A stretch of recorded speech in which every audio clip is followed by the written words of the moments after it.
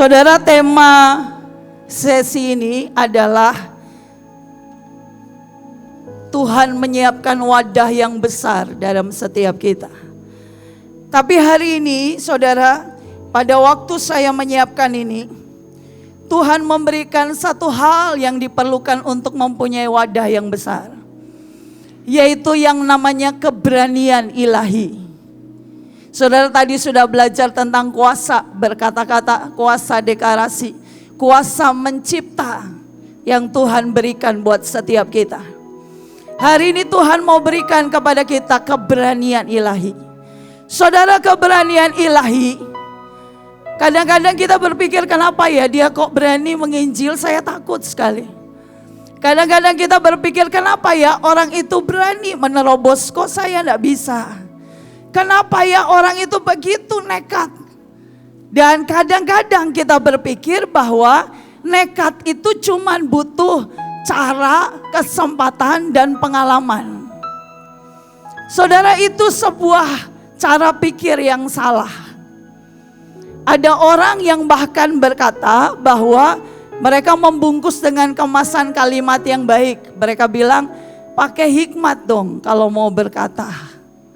Maksudnya adalah jangan terlalu aneh-aneh, jadi Kristen biasa aja. Ya, jadi Kristen biasa aja. Ya, ada orang yang tidak sanggup bicara, tidak sanggup menyatakan imannya. Saudara, satu hari saya melakukan dengan beberapa teman melakukan beberapa penginjilan, dan kami dipanggil di sidang di pusat. Ya, saya tidak menyebut siapa yang menyidang karena sensitif sekali. Tapi itu kalangan banyak orang Kristen dan petinggi-petinggi. Dan mereka berkata, kenapa kamu lakukan itu? Kenapa kamu menginjil di sembarangan tempat? Kamu itu menakutkan gereja-gereja yang lain. Saudara, hari itu saya bingung, saya berkata, saya boleh tahu Pak ayatnya di mana? Setahu saya Alkitab berkata, pergi jadikanlah semua bangsa muridku. Baptis mereka dan ajar mereka dalam nama Bapa, Putra, Roh Kudus. Ayatnya begitu ya. Alkitab kita sama kan ya. Dan saya cerita itu dan mereka berkata bahwa itu tidak ada peraturan tertulis, tidak ada ayatnya. Tapi kamu tidak boleh menginjil kepada orang yang non-Kristen. Kamu cuman boleh menginjil hanya kepada Kristen. Dan saya berkata, Pak, ada ayatnya di Yesaya berkata, tidak cukup bagimu hanya untuk menjadi berkat terang bagi kaum keturunan Yakub. Tuhan panggil kita sampai ke ujung bumi. Dan kemudian singkat cerita, mereka berkata tidak boleh menginjil sembarangan, hanya boleh mendoakan dan memberitakan Injil kepada sesama jemaat gereja saja. Saudara, saya mendengar itu sedih. Saya berkata bahwa ada banyak orang membungkus yang namanya ketakutan mereka dengan bahasa-bahasa sopan santun. Hanya supaya hidup mereka baik-baik saja. Saudara, saya mau berkata pasukan tadasyat Tuhan, dengar ini baik-baik. Setiap kali kita memutuskan hidup dengan Tuhan, kita akan berhadapan dengan yang namanya ketakutan yang muncul di hati kita. Ada orang yang takut sakit, ada orang yang takut miskin, ada orang yang takut menderita, ada orang yang takut kesepian, ada orang yang takut semua. Saudara bisa menamakan apapun ketakutan itu. Tapi saya mau berkata, hari ini jalan dengan Tuhan. Waktu engkau berkata, ya Tuhan, aku mau hidup dengan Engkau, maka yang pertama saudara harus hadapi adalah ketakutanmu sendiri.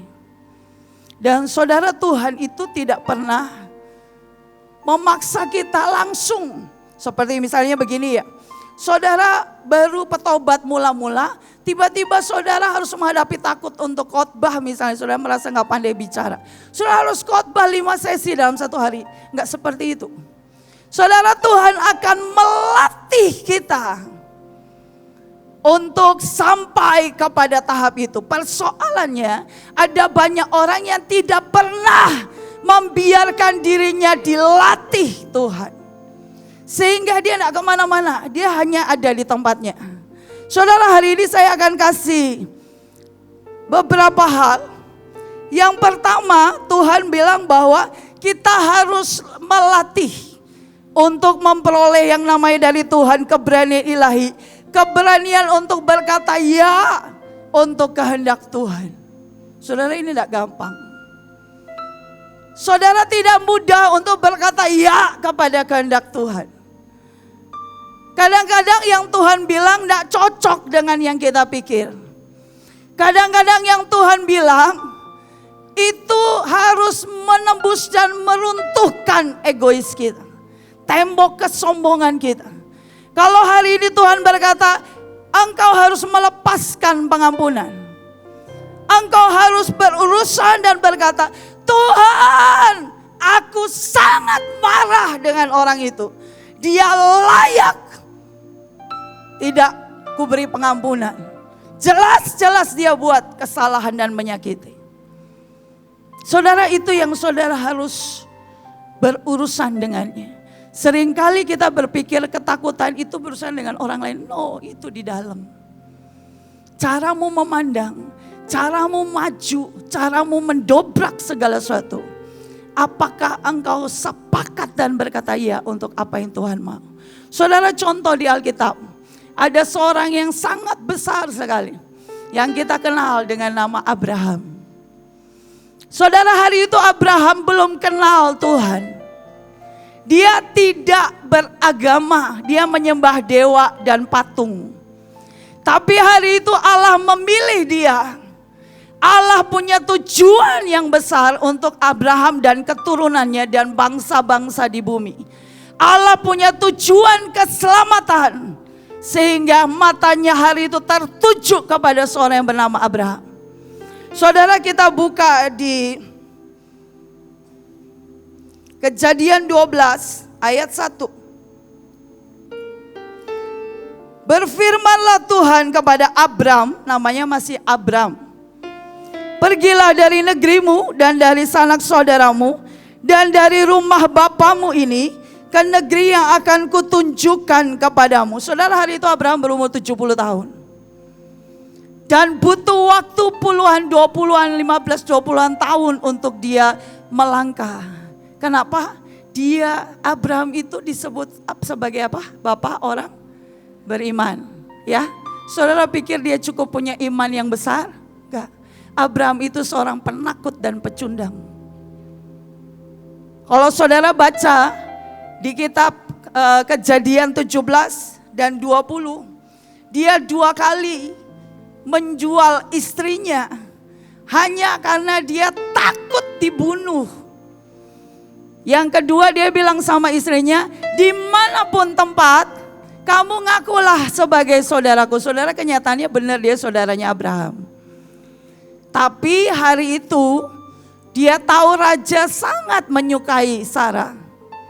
Tapi dia tidak pernah mengaku Sarah itu istrinya. Saudara, Tuhan melindungi begitu rupa karena Tuhan mengikat Abraham dengan yang namanya perjanjian El Shaddai. Tapi Abraham itu bukan orang hebat seperti yang kita pikir. Seperti yang tadi Pak Victor cerita ya, tentang Yehuda. Saudara, semua tokoh di Alkitab bukan orang-orang sempurna seperti yang kita pikir. Mereka orang-orang yang cuma berkata, Tuhan, urusanlah dengan ketakutanku ini.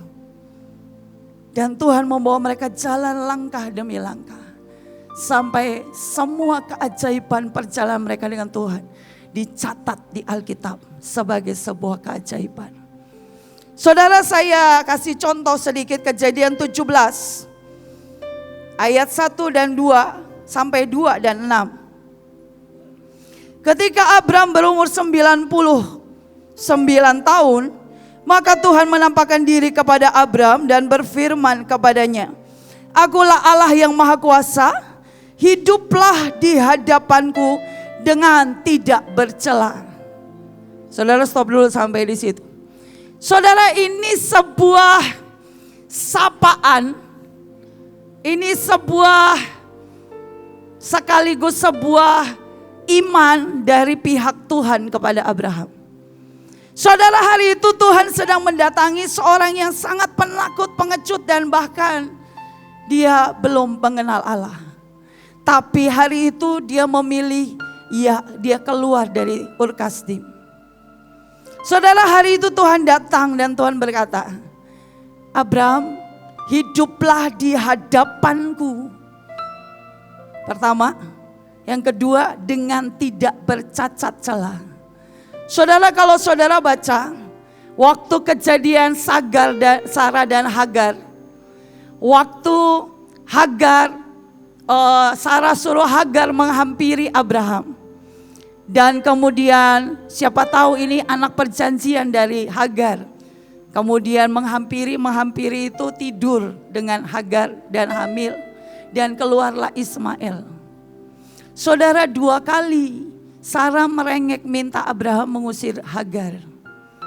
Dan setiap kali Abraham datang ke Tuhan, Tuhan cuma berkata, "Lakukan apa yang istrimu minta." Saudara, ini gak masuk akal. Dan sebagai seorang suami, dia harus membiarkan Hagar pergi dengan Ismail tanpa ditemani dan tanpa memastikan mereka punya tempat menginap yang aman. Ini seorang bapak, seorang suami meninggalkan istri dan anaknya di padang gurun. Dan saudara, hari itu Hagar melakukan kesalahan. Di saat dia tahu dia hamil, bahkan anak laki-laki, dia mulai memandang rendah Sarah. Pada waktu dia memandang rendah Sarah, saudara, firman-Nya berkata, dan Hagar meminta kepada Tuhan untuk bisa tinggal di hadapan Tuhan. Tuhan berkata, "Aku memberkati engkau, aku menyediakan roti dan air, tapi engkau tidak bisa hidup di hadapanku." Saudara, hari itu Tuhan datang kepada Abraham dan dia berkata, "Hiduplah di hadapanku." Saudara, tidak semua orang bisa hidup di hadapan Tuhan. Ada begitu banyak orang setiap kali mau baca firman, mau dekat Tuhan, selalu ada aja yang mengganggu sehingga mereka tidak pernah bisa melekat dan mencari merindukan Tuhan. Tapi kalau hari ini saudara sangat bisa merindukan Tuhan, saudara, saya mau berkata itu anugerah. Karena hari ini Tuhan berkata kepada Abraham, kepada kita semua, "Hiduplah di hadapanku." Saudara, itu sebuah anugerah. Saudara bayangkan ya, saudara punya anak nakalnya minta ampun. Saudara berkata, "Aku akan biayain kamu, aku akan urus sekolahmu, aku akan pastikan kamu punya rumah yang aman, tapi kamu tidak boleh lagi tinggal di rumah sama ayah, sama mama." Itu rasanya seperti apa?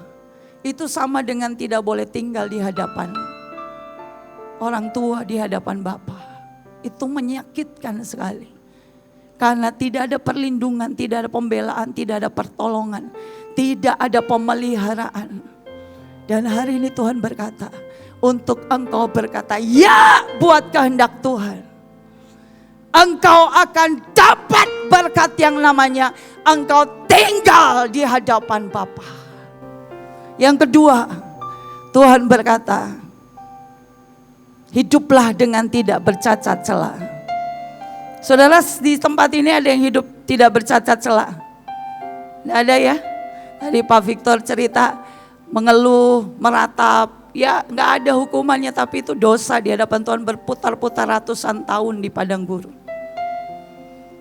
Dan bahkan kalau saudara mau tahu ayatnya, apa yang kau keluhkan, aku akan melakukannya kepadamu, kata Tuhan. Kamu mengeluh, kenapa ya hidupku kurang, kenapa ya hidupku begini, kenapa ya aku kesepian. Maka Tuhan berkata, kalau engkau meratap dan mengeluh terus menerus tanpa pertobatan, Maka Tuhan berkata, demi aku yang hidup, aku akan melakukannya kepadamu. Kau meratap soal miskin, itu akan terjadi. Kau meratap soal engkau bukan siapa-siapa, itu akan terjadi. Kau meratap soal engkau kurang dan sebagainya, itu akan terjadi. So saya mau berkata, hari ini kalau saudara tahu bahasa aslinya berkata, engkau akan hidup di hadapanku dengan keadaan shalom perfect, utuh, sempurna. Itu janji Tuhan. Saudara, hari itu Tuhan sedang datang kepada seorang Abraham yang tadi saya katakan seorang penakut, seorang pecundang, takut mati, dan tidak pernah bisa bulat hati percaya kepada Tuhan. Bahkan mungkin pengenalannya akan Tuhan kalah jauh sama saudara.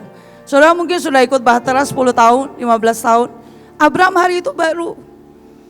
Dan Tuhan berkata, hidup di hadapanku dengan tidak bercacat celah.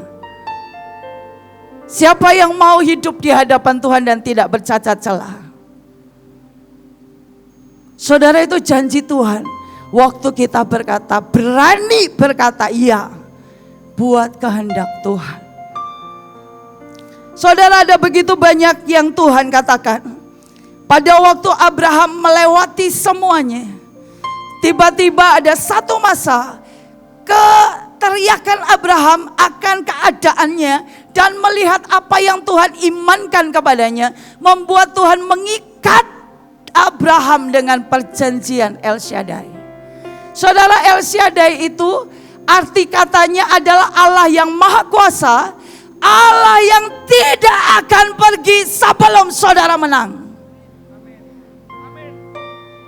Saudara, itu janji yang Tuhan beri. Hanya karena saudara berkata, Bapak, aku ini penakut, aku ini pezina, aku ini pencuri, aku ini penipu, aku ini masalah banyak sekali dalam hidupku. Aku bukan seorang pemberani, tapi aku butuh Engkau hadir dan berfirman setiap saat.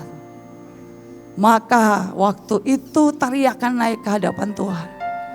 Tiba-tiba dia berkata, hiduplah di hadapanku dengan tidak bercacat celah.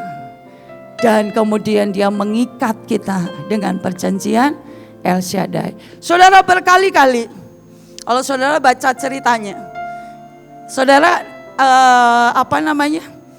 Abraham itu ketemu di dua tempat. Raja yang merasa tertipu karena Abraham mengaku Sarah itu bukan istrinya.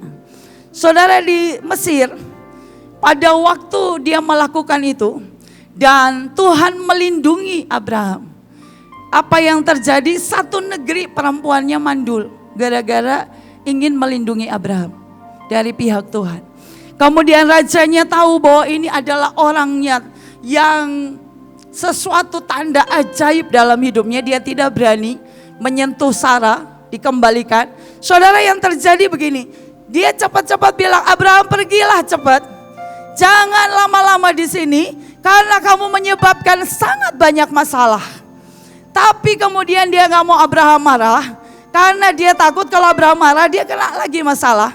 Jadi dia kembalikan istrinya, dia suruh pergi dan dia kasih budak laki-laki, budak perempuan, hewan, domba, kambing, semuanya, ternak, makanan dan semuanya, emas, perak. Saudara, tahukah engkau, di tengah semuanya, di antara budak perempuan itu ada yang namanya Hagar. Disitulah Hagar muncul.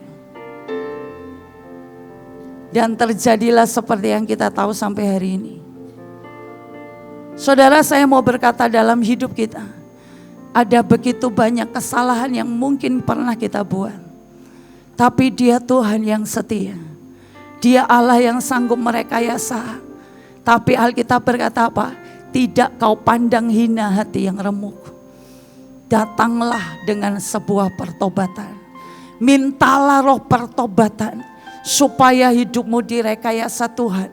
Sampai kepada yang Tuhan mau. Saudara, di tengah perjalanan dengan semua latihan yang tadi saya bilang. Butuh latihan untuk saudara berani. Dari latihan keluar dari Ur Kasdim, dari latihan menghadapi raja-raja yang dia takut ingin dibunuh, dari latihan demi latihan perjalanannya, sampailah dia ke puncak Gunung Moria. Saudara, ini latihan puluhan tahun hanya untuk membuat seorang Abraham punya keberanian ilahi menghabiskan ketakutan. Saudara, kalau hari ini bicara iman, saudara mungkin bingung, iman itu apa? Iman itu ini loh, latihan. Hari itu dia membawa Ishak. Dia menghadap Tuhan, bahkan kalau saudara baca sejarahnya, istrinya saja tidak tahu. Karena kalau istrinya tahu pasti tidak terjadi. Saudara, dia naik di Gunung Moria, dia mengikat Ishak. Dia ingin mempersembahkan anaknya. Dan kalau saudara mau tahu, ketika Tuhan melihat di titik dia latihan menghadapi ketakutan, sampai dia berkata, "Ya Tuhan, aku percaya." Di titik itulah Tuhan menyediakan anak domba yang lain untuk disembelih. Tapi kalau saudara baca ayatnya berkata begini, "Hari ini aku bersumpah, aku mengikat diriku dengan Abraham." Bahwa sekali lagi Tuhan ulangi, keturunanmu akan menjadi sangat besar di seluruh dunia. Saya mau berkata, saudara, bisakah semua latihan kita tidak berkata dia Tuhan yang jahat, tapi dia Tuhan yang sedang melatih kita untuk sampai kepada puncak keberanian ilahi. Sampai Tuhan tidak tahan dan berkata, "Aku bersumpah demi diriku." Karena engkau tidak menyayangkan nyawamu. Karena engkau tidak menyayangkan apa yang engkau paling cintai. Karena engkau berani meletakkan. Tapi itu tidak pernah lahir dalam semalam. Itu lahir dari sebuah perjalanan puluhan tahun. Sampai engkau berkata, "Ya Tuhan, engkau tidak pernah salah. Engkau Allah yang sanggup merekayasa dengan sempurna." Saya berdoa, saudara memutuskan untuk berkata iya kepada kehendak Tuhan. Karena itu akan membuat engkau melihat, saudara, tahun 2025 sekali lagi Tuhan berpesan, ini tahun penggenapan dari segala janjinya. Saudara mau lihat penggenapan? Mari biarkan dirimu dilatih Tuhan untuk berkata ya buat kehendak Tuhan. Masuk dalam keberanian ilahi. Berkata, "Ya Tuhan, aku percaya. Sekalipun aku tidak mengerti.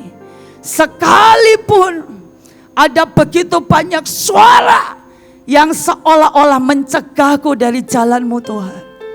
Tapi hari ini kau baca firman. Biarkan dia berbicara dan membuat hatimu bulat percaya bahwa dia Allah dalam segala kesempurnaannya tidak pernah salah." Amin. Amin. Saudara, satu hari saya ini terima satu anak murid. Kalau saudara tahu, hari ini dia jadi pemimpin pujian. Namanya Obaja. Saudara tahu ya? Ya, kalau yang tahu ya tahulah, kalau yang nggak tahu nanti kenalan ya, cari yang namanya Obaja yang mana. Itu murid saya gurunya dulu. Saudara, hari itu dia masuk agama seberang. Dia mengalami sangat banyak masalah. Dia tahu dia sangat tidak pintar. Saudara, dia berapa kali nggak naik kelas. Dia berusaha seperti apapun, kacau sekali dalam hatinya. Saudara, bahkan dia berkata, tidak ada harapan hidup dalam hidupku. Saudara, dia masuk dengan keadaan keluarga berantakan dan semuanya kacau, kacau sekali. Saudara, kalau dia ada di sini biasanya saya suruh dia cerita. Sampai satu hari kami retreat. Saudara, biasa kita buat seperti ini retreat awal tahun.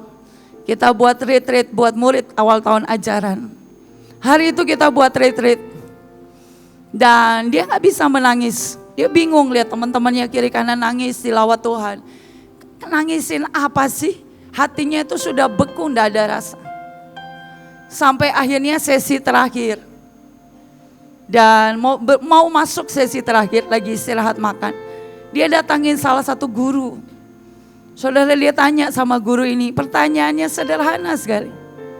Dia tanya, "Pak, bagaimana caranya menangis?"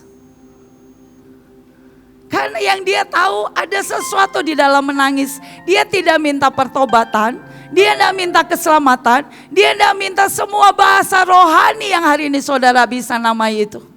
Dia cuma bilang gini, "Pak, caranya gimana supaya bisa nangis?" Terus guru ini ngajar begini, habis ini sesi terakhir. Setelah itu retreat selesai. Kamu doa nanti ya, waktu sesi terakhir, waktu penyembahan pujian. Kamu doanya bilang begini, "Yesus, aku mau nangis." Itu doa yang sederhana. Gurunya juga nggak rohani-rohani amat. Tapi gurunya cinta Tuhan dan dia nggak bisa membungkus dengan kata-kata yang kadang-kadang panjang. Orang pemula, petobat pemula nggak tahu artinya. Dia cuma bilang ini, bilang ya, Yesus. Siapa Yesus? Yesus itu seorang yang berkuasa menembusi hatimu, memeluk dan menyembuhkan engkau. Bilang, "Yesus, aku mau nangis." Saudara, hari itu sesi terakhir. Begitu masuk pujian, dia ingat pesan guru ini, dia doa, "Yesus, aku mau nangis." Saudara, cuman doa sekali. Tiba-tiba air matanya keluar. Dia tidak tahu bagaimana memberhentikannya. Dia nangis sampai selesai sesi, dia masih nangis. Dan dia berkata, "Kenapa aku begini?" Dia keluar semua yang bertahun-tahun dia simpan selama ini, tidak pernah cerita ke siapapun. Dan hari itu dia terima Yesus sebagai Tuhan Juru Selamat pribadinya. Saudara, setelah itu dia memilih memberikan dirinya melayani Tuhan sampai hari ini. Saudara, setiap kali saya lihat anak itu, saya cuma berkata, "Tuhan, cuma buat orang yang berkata, Tuhan, tolong aku." Seperti seorang wanita yang pendarahan, dia cuma teriak, "Yesus, anak Daud, kasihanilah aku." Mungkin engkau tidak punya kata-kata yang bagus, engkau cuma bisa teriak, "Yesus, tolong aku." Engkau cuma bisa berkata, "Papa, buat aku percaya." Tolonglah aku yang tidak percaya ini. Maka tiba-tiba kehendaknya direkayasa sempurna di dalam hidup. Dan engkau akan melihat kegenapan janji. Dia mengikat sumpah dan perjanjiannya. Seperti hari ini kita melihat keturunan Abraham menguasai seluruh dunia. Saya mau berkata seperti tadi yang Jadi ini juga murid kami. Seperti yang tadi dia mau sampaikan, dia mau berkata, tanpa air mata Bapak Ibu, mungkin hari ini engkau lihat anakmu tidak tumbuh seperti yang kau mau. Mungkin mereka tumbuh nakal, engkau pingin dia melayani, kau pingin dia retreat sama dengan engkau, tapi tidak terjadi. Kau lihat mungkin suamimu, istrimu tidak seperti yang engkau mau. Hari ini kau cuma bisa teriak dan berkata, Yesus, anak Daud, kasihanilah keluargaku, kasihanilah anakku, kasihanilah aku, tolonglah aku yang tidak percaya ini. Dan engkau akan lihat mujizat. Selama engkau tidak pernah teriak kepada Tuhan, engkau tidak akan pernah sampai kepada keberanian ilahi untuk engkau melihat bagaimana Tuhan mengangkat engkau hidup di hadapan Tuhan dan tidak bercacat celah. Amin. Saudara, yang kedua,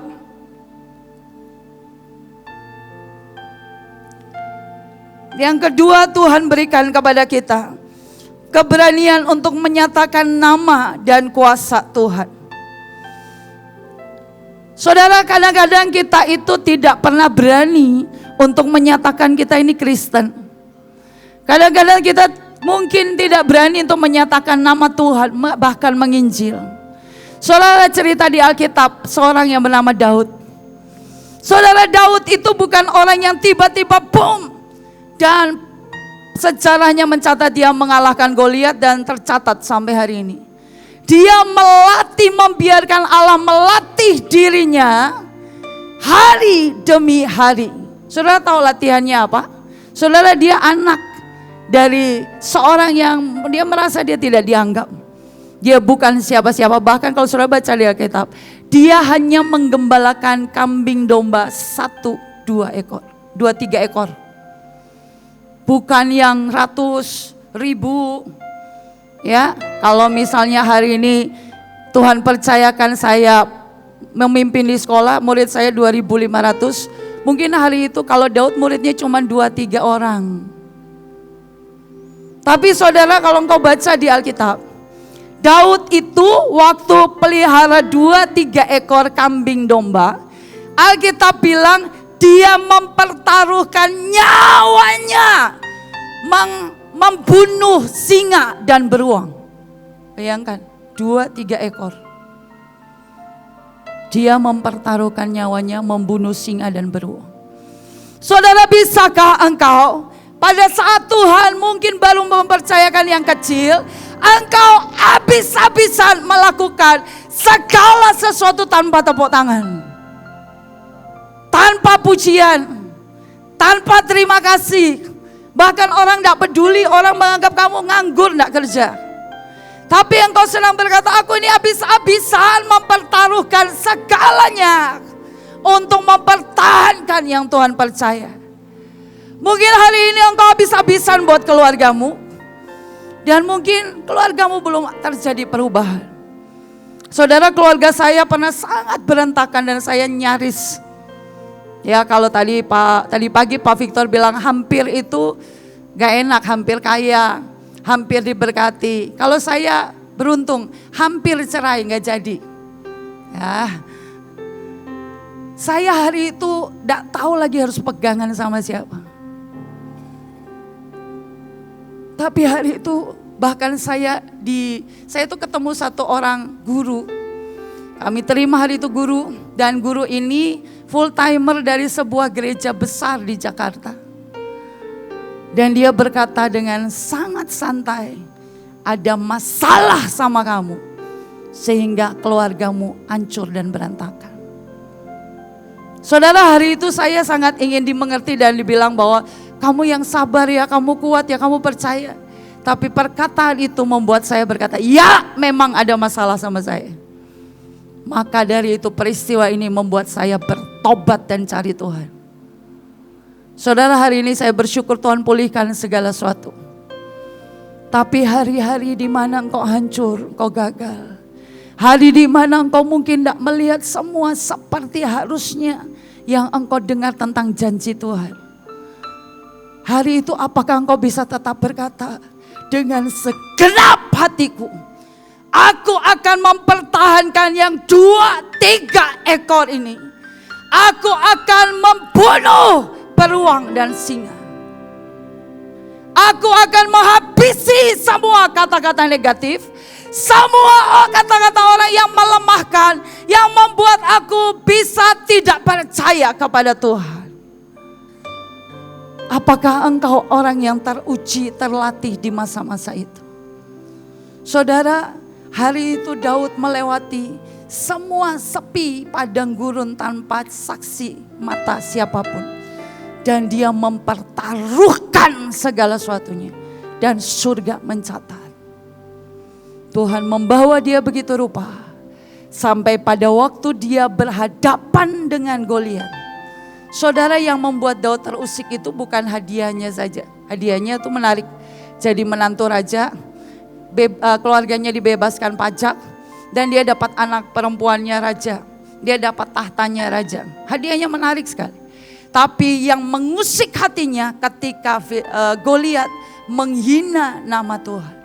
Di titik itulah hati Daud tidak terima kuasa dan nama Tuhan dihina oleh orang yang tidak mengenal Tuhan. Saudara, waktu Daud mengalahkan Goliat, tepuk tangan dari seluruh ujung ke ujung, riuh rendah mengeluk-elukan Daud. Tapi ingat, Daud pernah melewati kesepian. Dia lewati bersama dengan Tuhan. Dia terlatih, hatinya dijaga Sehingga di tengah sepi, di tengah ramainya tepuk tangan, hatinya tetap didapati tidak bercelah. Saudara, saya mau berkata, apa yang hari ini engkau jadikan alasan untuk engkau bertahan? Kau mempertahankan keluargamu, kau mempertahankan gerejamu, pelayananmu, kau mempertahankan orang-orang yang Tuhan beri percaya untuk engkau didik dan bina. Engkau lakukan buat tepuk tangan, buat nama baik, atau buat nama dan kuasa Tuhan. Itu sangat berbeda. Yang kalau engkau lakukan untuk nama dan kuasa Tuhan, engkau akan menjadi sangat terlatih untuk mendapat yang namanya keberanian ilahi. Tapi pada waktu engkau melakukan untuk tepuk tangan, pada waktu orang tidak lihat, engkau akan berhenti melakukan atau dengan setengah hati. Kenapa? Tidak ada tepuk tangan, tidak ada yang bilang makasih, tidak ada yang mengeluk-elukan engkau. Saudara, saya berdoa, saudara bisa mengerti ini dan belajar mengambil ini sebagai sebuah keputusan untuk berkata, Tuhan, aku mau lakukan buat nama dan kuasa Tuhan. Saudara, satu hari saya dan suami saya, kami diundang untuk mengisi seminar TNI. Saudara, hari itu di sebuah kota, TNI-nya yang diundang itu TNI 38 provinsi. Dari Sabang sampai Merauke semua hadir perwakilan. Kami disuruh menyampaikan sesuatu dan semuanya Kristen. Dan waktu mau berangkat tiba-tiba Tuhan bilang begini, siapkan uang 50 ribuan yang banyak. Saya bilang, Tuhan, ini uang dari mana ya? Akhirnya saya bilang, Tuhan, boleh enggak ini ambil dari sekolah karena ini jadi benih. Tuhan bilang boleh, itu akan jadi benih buat Indonesia. Saudara, saya bawa 50 ribuan sekian lembar. Saya tidak tahu itu buat apa. Saudara, waktu sampai sana kami menyampaikan, tiba-tiba Tuhan itu bilang begini, beri buat setiap tentara TNI benih keajaiban, benih perjalanan dengan Tuhan. Dan kemudian Tuhan itu cerita banyak. Dan akhirnya kami bagi satu orang 50 ribu, gak besar ya. 50 ribu itu kecil. Kami bagi semuanya dan saya berkata begini, bawa uang ini dan saudara tanya Tuhan, ini untuk memberkati siapa? Untuk apa? Untuk jadi sebuah perjalanan panjang ke depan dan Tuhan menyertai apa yang kau lakukan. Saudara, kemudian kita bilang nanti kalau sudah diberikan dan terjadi suatu, tolong kasih kesaksian buat kami. Ada yang kirim WA ke kami, salah satu TNI, dia cerita. Hari itu di setelah 50 ribu dia terima, dia kasih perpuluhan. Dan sisanya itu dia beli beberapa nasi bungkus. Saudara, satu nasi bungkus tuh dia bilang hari itu 10 ribu. Gak mahal. Dia beli, terus kemudian seperti biasa dia jalan dari rumah ke kantor. Dia jalan pakai motor. Saudara, waktu dia pakai motor, dia lewat satu jalan, itu ada satu orang gila yang gembel di jalan, di pinggir jalan. Hatinya tergerak, dia bilang gini, Tuhan, tolong saya supaya saya tepat hari ini. Dan dia mulai jalan. Begitu dia jalan, dia ketemu ini, dia kasih. Saudara, waktu dia kasih, dia bilang, Pak, saya boleh doakan Bapak. Ya namanya orang agak gila ya. Dia ya aja pokoknya didoakan, kasih nasi bungkus satu. Saudara, ini bukan pendeta, bukan orang yang jago buat mujizat lah. Ini orang yang cuma taat karena kuasa dan nama Allah. Saudara, singkat cerita, waktu dia pulang dia gak ketemu Bapak ini lagi. Hari itu dia lewat jalan lain. Kemudian 2 hari kemudian dia baru ingat, dia pengen sengaja lewat jalan itu, dia pengen ngecek Bapak ini kondisinya gimana ya. Dan ternyata Bapak itu sudah gak di tempat itu. Jadi dia pikir, sudahlah mungkin Bapak ini sudah pindah, gak tahu jalan dan segala macam. Singkat cerita, sebulan kemudian dia sengaja lewat lagi jalan itu. Dan ketemu sama seorang bapak yang mirip dengan bapak itu. Tapi penampilannya sudah rapi dan bersih. Dan dia berhenti, dia bilang, Pak, maaf ya. Saya itu berapa waktu lalu ketemu orang gembel dan agak gila di sini. Tapi hari ini sudah tidak ada, mungkin Bapak tahu. orangnya di mana? Terus bapak itu berkata dengan senyum, saya orangnya. Terus bapak itu bilang begini, kamu tahu enggak hari di mana kamu kasih saya nasi bungkus? Saya itu ambil ilmu di Gunung Kidul dan saya enggak kuat. Akhirnya saya gila. Saya akhirnya gembel di jalan. Saya tidak tahu jalan pulang, tidak ingat nama anak saya. Bahkan saya enggak ingat saya siapa. Tapi hari itu waktu kamu kasih saya nasi, kamu doakan, yang saya ingat kamu doain saya. Setelah itu tiba-tiba kamu pergi, saya tiba-tiba kayak, kok saya di sini ya? Cuma nasi bungkus loh saudara. Tapi bisakah kita ini melatih diri untuk berani karena nama Allah? Dan hari itu dia berkata, dia tiba-tiba ingat rumahnya di mana. Dia pulang, dimandiin anaknya, dibersihkan dan semuanya. Dia bilang, hari ini sudah seminggu ini saya berdiri di sini, nunggu kamu untuk bilang terima kasih. Saudara, itu cuma nasi bungkus 10.000. Tapi saudara, saya mau berkata, tidak pernah dalam semalam keberanian ilahi itu sanggup kita sampai di sana. Kita butuh latihan dan biarkan hidup kita jalan di jalan Tuhan. Saya percaya bahwa sungguh semua yang kita kerjakan Tuhan akan hitung. Tuhan bawa kita kepada keberanian ilahi. Amin. Saudara, yang ketiga, saya punya waktu tinggal 10 menit. Saya cepat saja. Saudara, yang ketiga, Tuhan akan bawa kita kepada keberanian untuk memikul tanggung jawab. Saudara, ini tidak mudah. Gak banyak orang yang berani berdiri di satu tempat dalam segala keadaan. Saudara, hari ini saya mau berkata sama saudara, kami punya murid 2.500. Saya bukan orang yang cukup punya iman yang besar, yang stabil setiap saat. Enggak. Saudara, saya mau berkata kemarin di akhir Desember, saya tuh tiba-tiba iseng tanya sama kepala sekolah saya. Saudara, bayangin 2.500 murid, satu level aja, satu SMP. Itu muridnya 120 orang. Yang bayar cuma 3 orang. Itu pun nunggak. Sedangkan 1 bulan kita butuh 1-2 M. Tiap bulan. Dan saya menghidupi itu sudah lebih dari 7 tahun. Sekolah kami sudah 21 tahun. Dan kami tidak pernah berhutang. Pandemi kami tidak pernah pecat guru. Saudara, itu uang dari mana? Saya tidak tahu. Tapi yang saya tahu, setiap kali kami bertobat, Tuhan merekayasa melakukan segala sesuatu dan mencukupkan dengan ajaib. Saudara, saya bahkan pernah sembunyi di bawah meja. Bukan karena takut dicari guru. Karena saya bilang, Tuhan, ini uangnya gak ada. Hari ini kalau saya minta maaf depan guru, mereka akan terima dan ngerti saya kalau mereka sayang sama saya. Tapi apakah maaf saya sanggup membelikan mereka minyak goreng? Membelikan beras? Enggak bisa. Saya cuma bilang, Tuhan, sekalipun mereka marah, saya mintakan ampun. Tapi tolong, mereka adalah orang-orang yang meletakkan hidup di hadapan-Mu. Saudara, hari itu ajaib sekali.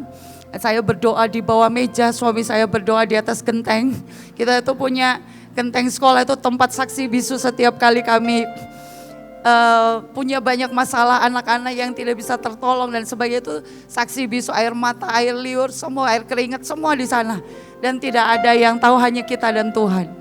Jadi hari itu kita cari jalan masing-masing, kita doa bilang, Tuhan, apa yang harus kami lakukan? Saudara, itu keberanian memikul tanggung jawab. Saudara, hari itu Tuhan suruh suami saya untuk bikin acara Jesus on the Street. Kita masak semua guru-guru yang gaji gak seberapa itu.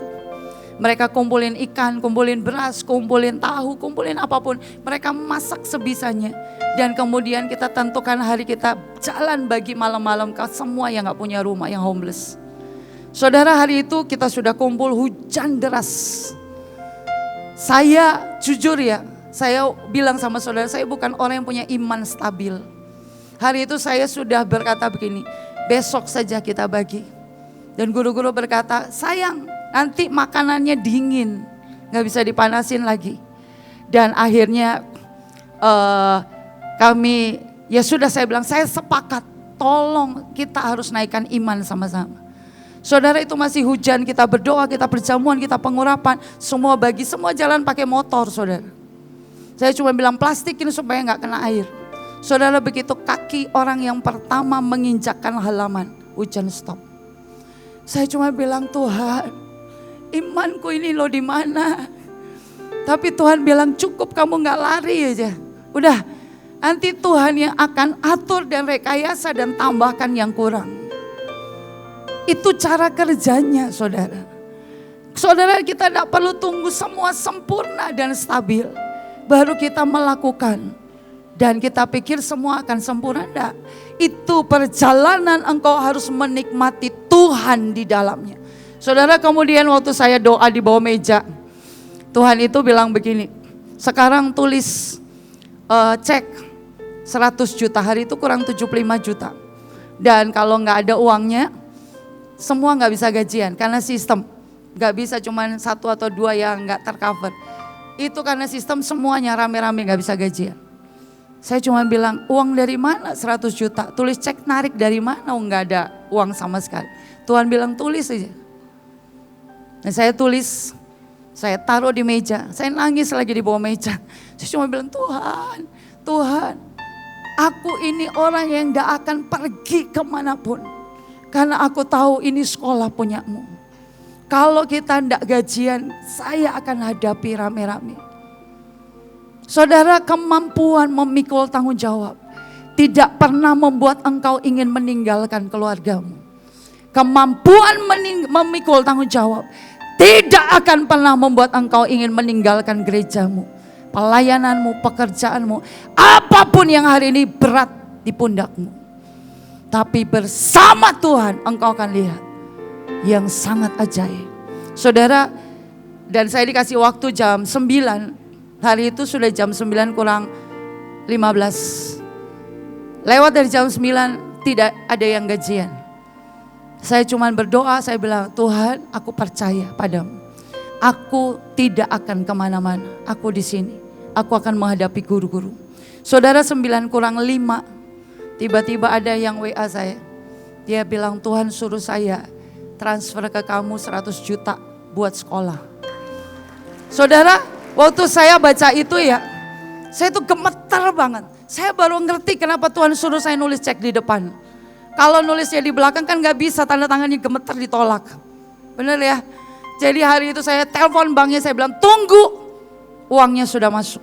Saya butuh tarik dulu di bank sebelah. Dan saya suruh anak buah saya cepat lari. Dan hari itu kami gaji. Tapi saya mau berkata, bisakah kita menjadi orang-orang yang berkata, Tuhan, apapun yang terjadi, aku ada di bangsa ini. Aku ada di provinsi ini. Aku ada di kota ini. Aku di gereja ini. Aku di keluargaku. Aku tidak akan tukar dengan apa yang lebih baik menurut pandangan mataku. Saudara, jangan pengen pindah ke Mahanaim. Kalau saudara berpikir, oh kayaknya di Mahanaim enak ya, ibadah terus ya. Ini gak gampang loh saudara. Siapa tahu kapasitas saudara memang saudara menjadi sangat perkasa di kotamu, di provinsimu. Amin. Di gerejamu. Amin. Saudara percaya, jangan pengen tukar keluargamu, suamimu jangan pengen tukar sama suami orang. Amin. Amin. Karena sini banyak ibu-ibu, saya mau dengar suara aminnya ibu-ibu. Amin ibu-ibu. Pasti benar ya. Awas ya kalau nuker sama suami orang atau sama yang lebih muda yang berondong. Awas kalau saya dengar. Ya. Karena kita orang-orang yang dilatih Tuhan sampai memiliki keberanian ilahi. Dan kita orang-orang yang bertanggung jawab buat apapun yang Tuhan percayakan di tangan kita. Amin.